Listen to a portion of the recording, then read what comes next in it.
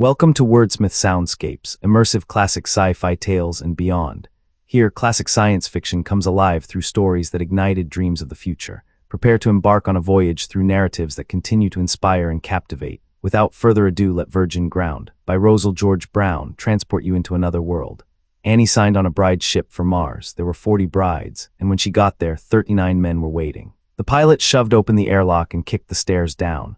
"Okay, girls, carry your suitcases and I'll give each of you an oxygen mask as you go out. The air's been breathable for 15 years, but it's still thin to newcomers. If you feel dizzy, take a whiff of oxygen."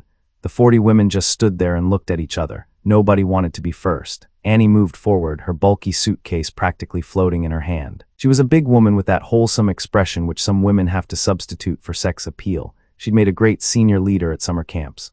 "I'll go first," she said, grinning confidence into the others. "I'm not likely to bring out the beast in them."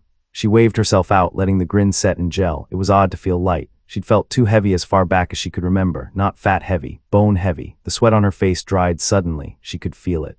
Like something being peeled off her skin. Arid climate, it was cold, but she had the warmth to meet it. There they were, 40 men, there were supposed to be 40. What if one of them had died? Who would go back? Not me, Annie prayed to herself. Dear God, not me. She tried to count them, but they moved around so. They were looking at something. Not Annie, the girl coming down the ramp behind Annie. It was Sally, with the blonde hair on her shoulders. That's all they'd be able to see from there, the blonde hair.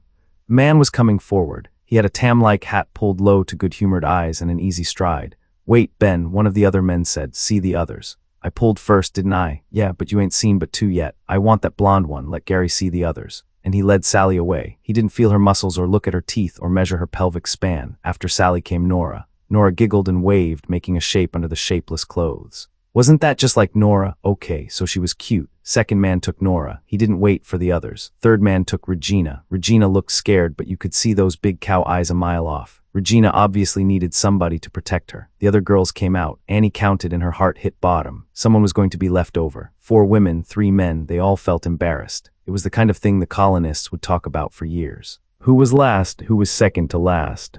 Spiteful people would remember, and in a tight little community, spite took root and throve on the least misinterpreted expression, but then this wouldn't be a tight little community, Annie remembered. The lichen farms were spread out over the whole temperate belt of the world, because the lichens were grown only on hills where the sand would not cover them, and because they did a more efficient job of oxygenating the atmosphere when they were spread over a wide area. One man. Hat in hand even in the cold, a little shriveled man with a spike of dust-colored hair but kind-looking. "Ah," he drawled in embarrassment. He clicked his tongue. "You're both probably too good for somebody like me. I don't know, both fine women." The 2 women stood in silence. "What's your name?" "Annie." "Mary." "Mary, my sister's named Mary. Fine woman." He took Mary's hand. "No disrespect to you, Annie." They were all gone. "I could take you on my Venus run." The pilot said he, too, was embarrassed. "I'm afraid I'll have a full ship after that, unless you can buy the weight in space. I'd be glad to take you free, but the company." Annie's eyes were full, but she wasn't going to let them spill. Sally brought Ben by, already looking self-consciously married. "I'm sorry, honey," she said. "Look, Annie, if you want to come stay with us until another shipment of pioneers come to break ground, you're welcome. Maybe you'd find one of them you liked." It was a gesture of kindness. Of course, but it made Annie's eyes spill. She turned her head away toward the red hills. Red and the cultivated ones green, Christmas colors. "Sure," Ben said. "Swell, any friend of Sally's is a friend of mine." And the way they looked at each other made Annie's heart lurch. "Thanks, kids," she said, "but I don't believe I'll try it, and don't worry, this isn't the first time I've been stood up." "Are you coming?" the pilot shouted across the field. "Hate to rush you, but I've got a schedule to meet." Was she coming? What else could she do? "What happened to him, Ben?" Annie asked. The other man that should have been here." Ben worried a hole in the sand with one foot and cleared his throat. "He stayed home." "You mean he's alive here?" "Well, yes, but he didn't. Never mind. I don't need anybody to strum a guitar under my window. If he couldn't get away from the farm today, I can certainly go to him. I've got a pair of legs that'll walk around the world." "You coming?" The pilot shouted. "No," Annie cried. "I live here." The spaceship took off, a phoenix rising from the flames. Ben was shuffling his feet, hands in his pockets. "We'd be proud to have you stay with us, Annie." "Oh, cut it out, Ben. I'm no hothouse Rose. Just tell me which way and I'll find my own farm." She paused, trying to guess his thoughts. "You think he might be disappointed when he sees me? Is that it, Ben? I know I'm no pinup girl. But I'm a worker and a breeder. He'll see it." In the end, that's what's going to count.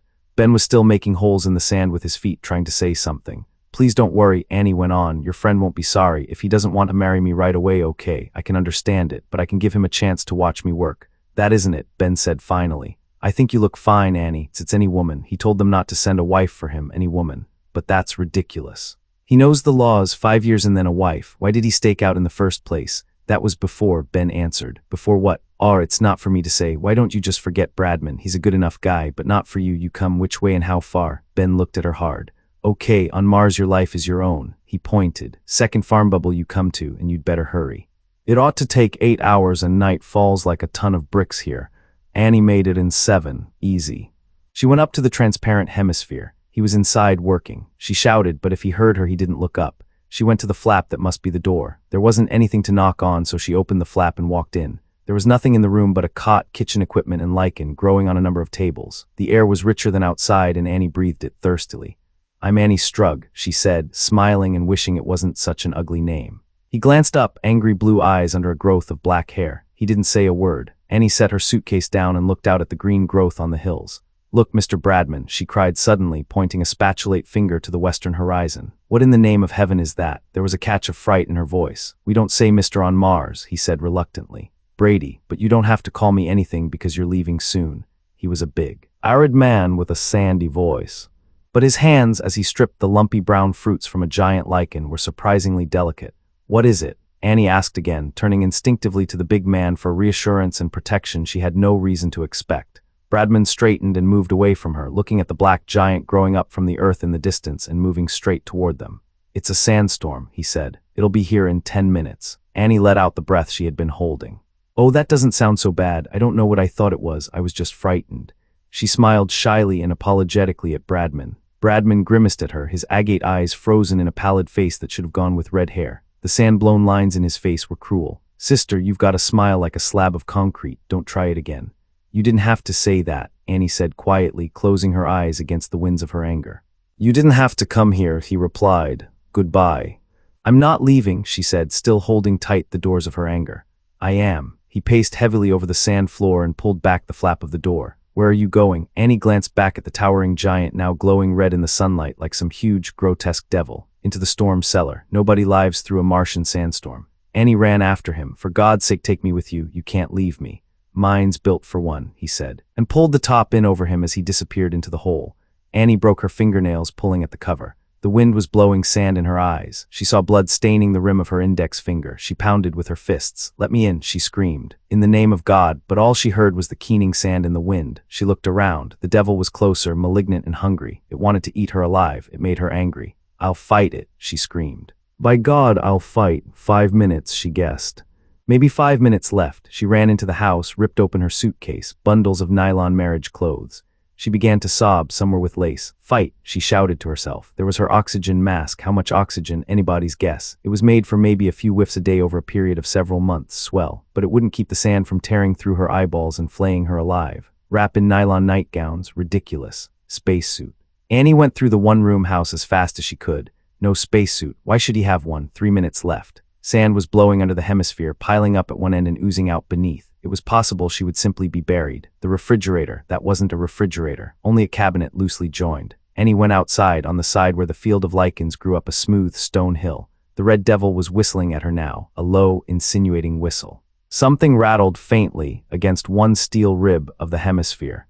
It was a shrub about 5 feet tall. Annie began to laugh hysterically. Brady had protected the shrub with loving care. It was tied to the steel rib through grommeted holes in the hemisphere and covered with its own plastic bag to shield off the wind. 1 minute. The red devil was shouting now, laughing with triumph. He ran his sandy fingers through her hair and blew his gritty breath in her eyes. She pulled the zipper at the bottom of the polyethylene bag that covered the shrub and yanked the bag off. It was heavy, almost oily plastic, slippery and pliant. There was no time to decide whether it would be better inside or outside the house. She pulled the bag over her head inside out so the zipper would close completely. Then she folded the zipper part under once and wedged herself as far as she could go into the space between shrub and hemisphere, holding the oxygen mask in her teeth. Infinite care, though she was not likely to split the heavy bag, she pulled off her shoes and her heavy woolen walking socks. She put the shoes back on. Her slacks covered her legs, only her ankles were bare. She unraveled one sock and stuffed the yarn in her ears. There was a sudden, remarkable quiet. Then even through the yarn came the roar of the storm, for it was upon her. She looked through the milky plastic into a wild, red inferno, spitting at her in furious frustration. Then she bound the other sock over her eyes. She was in a blind, muffled world now, buffeted against the shrub and the wires and the steel rib, but not painfully because of her heavy clothing. It was as though suddenly all her senses had been switched to the last pitch before silence.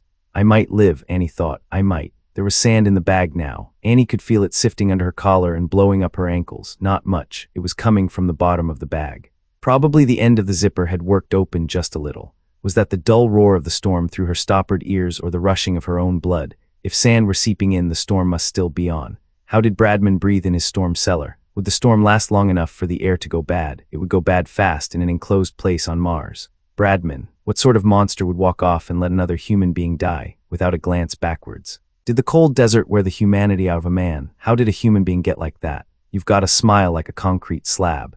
Is that what you say to a person when you know you're about to leave them to die? Unmarried women between the ages of 21 and 30. Good health, well-adjusted, marriage on arrival. Mars transport leaves Oct. 1. Good health, well-adjusted. She could see the printed words, red stereo words reaching out from the page. Unmarried women between. They came and went in her mind, and there was a roar in her ears. The words were gone now. Only a redness that came and went. No, a blackness. Annie snatched the exhausted oxygen mask off her face and gulped a pallid, sandy breath of air. It wouldn't do. She took the sock off her eyes and bound it around her nose and mouth. It would filter some of the sand out. She opened her eyes briefly and closed them. The grit stayed in. She didn't dare open them again, but the storm looked weaker. Or was it her imagination? She groped for the zipper. Foul air would kill her quicker than sand. She couldn't find it. Hell with the zipper. She pulled her little mending kit out of her pocket and slashed the bag with the scissors. The storm sounded louder now with the bag gone. The sand blew under her eyelids, ripped her face, tore a burning circle around each ankle. Annie put her face in her hands, breathing through her nose and the sock. She held herself stiffly. She didn't want to cough. The whole world was a blind, gritty pain. There was no end to think of, only pain, a grayness, a blackness. Finally a voice. Bradman, you ruined my shrub. Did you have to slash the bag too? Annie opened her eyes. They felt red and ruined. They were watering so much her cheeks were wet. She could hardly see. She was having a coughing fit. She dragged herself upright. All she could see was sand. The plastic bubble had blown off the girders, and if the furnishings in her suitcase were there, her eyes were still too dim to see them. Do you know what that shrub's worth on Mars? Annie found the yarn had fallen out of one ear and she pulled it out of the other. Do you know what that bag's worth? Gall ran in her veins. She spat it out of her mouth. She backed up to the steel beam and braced her feet against it, light in the Martian gravity. I told them not to send a woman out here. She pushed off and sank her fist into his teeth. He went down. She was too light, but he was too light too. It evened out. She turned his face and held it in the sand. Her strength was insane. Do you know what a human life is worth? She screamed. He struggled, but she fought his bucking body, kept his face buried in the sand until he was dead, and a long time after, an age passed. Annie was frozen in a world rimed over with white starlight, sequined with frost. Then the cross-eyed moons came up. She found an edge of the plastic bubble, rumpled and limp and half buried in the sand. She pushed off the heaviest hills of sand with her hands and pulled it out. She climbed up the anchored girders with it and then slept the rest of the night in her own home. The next day she dug out her household supplies from the sand. The day after she cleared the sand from the lichens on her farm. On the fourth day she called a few neighbors in, and late in the evening she buried Bradman. No one questioned her. It had been, after all, self-defense. She kept the farm as well as any man. Better. She worked. How she worked? She kept herself numb with labor, her mind drunk with the liquors of fatigue. After 5 years he came. He just appeared inside the door flap, looking a little nervous but grinning. I'm Jack Hamstrong, he said, his voice full and wholesome like Iowa corn. You weren't at the spaceport, so I figured, what the heck, I just walked. This is my farm, Annie said. My hands are on every inch of it. Hamstrong's ruddy face turned in on itself a little. I know the story. I didn't come to take anything away. I came to good Lord didn't. You know you'd be sent a husband. Annie's eyes went queer like a cat's. A husband, if they'd told her she hadn't heard. Go away, she said. She looked around at her farm, the fruits of her travail alone, the virgin birth. No, he said firmly. It's yours and mine, legally. I'm not a mean man, Annie. You'll find me patient, but stubborn. I can wait. Annie sighed. Or was it a shudder? She looked up again at the puckering edges of the evening sky. She put down the knife she had been peeling a giant lichen with. She wiped her hands on her apron and lifted the door flap. All right then, she said. Wait, for what? The sandstorm, she said, and she got into the storm cellar and pulled down the weighty lid, locking it behind her.